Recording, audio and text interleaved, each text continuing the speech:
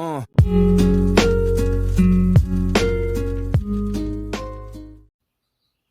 everybody, welcome back to the Shop Worldwide.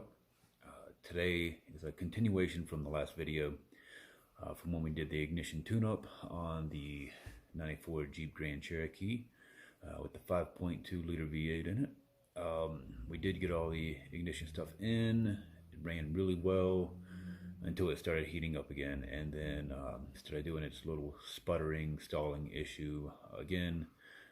When it was running better, but yeah, still having that issue. So we are going to replace that throttle position sensor today and that map sensor today. So let's get started. All right, everybody, welcome back to the channel. Today we will be replacing the map sensor right here and the throttle position sensor down over here. So to begin, we're going to go ahead and remove the ground here and get it out of the way. And then we will unscrew the top pad here, because mine was a 3/4. Get that out of the way. Then we'll remove this entire thing and just set it aside for now. Now we can better reach both of these sensors. We'll go ahead and remove the clip from the AC here that's apparently trying to deteriorate. So be careful with that if yours is the same. As you can see, it looks like the previous owner broke the clip on the wiring harness here. So I'm gonna have to, I guess, get that stuck back on somehow. Probably the same way that he had it until I can get another harness. But the screws here are T25s, and they are the same under that sensor. You can't really see it well, but it's got 2 screws just like the throttle position sensor does right there. Alright, as you can see here, I removed the wires from it and the screws, as you saw. And then this just falls right back off. So we're gonna set that one aside. Let's see.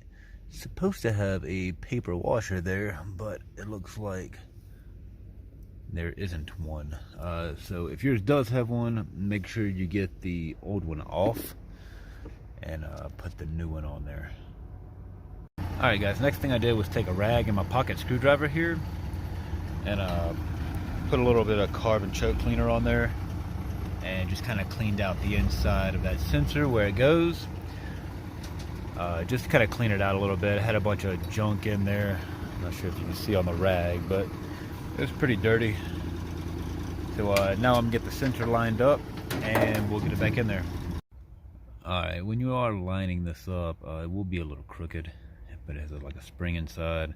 So you'll just twist it after it's in to line the holes up, and then you'll get the screws in. And then once you have them lined up and in a little bit, you'll use your T25 to tighten them back up. And then once you get them nice and snug, you'll get your clip back in. Make sure it's in there good and doesn't want to fall out. And we're done with that one, and we will move on to the map sensor. Alright, for the map sensor, first I need to get these zip ties off of here, so I'm going to cut those off. And then just like the throttle position sensor, you got those T25 screws. There's 2 of those under there as well. Can't really get the camera down where you can see them well enough, but there's 2 of those just under the sensor. So we'll pull those out and get that sensor off. Alright, as you see here, there is this little rubber elbow here. We'll pull that one off of the old one and put it on the new one. Let me spin it around so they're facing the same way. Just how it is there. And then we'll use those screws to get it right back on there and slide that elbow into that spot. We are going to do the same thing we did on the throttle position sensor, and that's get a little bit of this carb cleaner and on this rag, kind of clean it up a little bit before we get it back on there. Alright, after you snug that back down, you'll Make sure you got that elbow on there on both pieces. And we're just going to clean up the throttle body a little bit before we put the little hat back on, tighten everything down, put our ground wire back on, and we'll be good to go. All right, as you see, we have everything hooked back up here. All of our wires are back on how they should be. I have that zip tied back on to hold it in place until I can get a new wire in for that and repin it, I guess.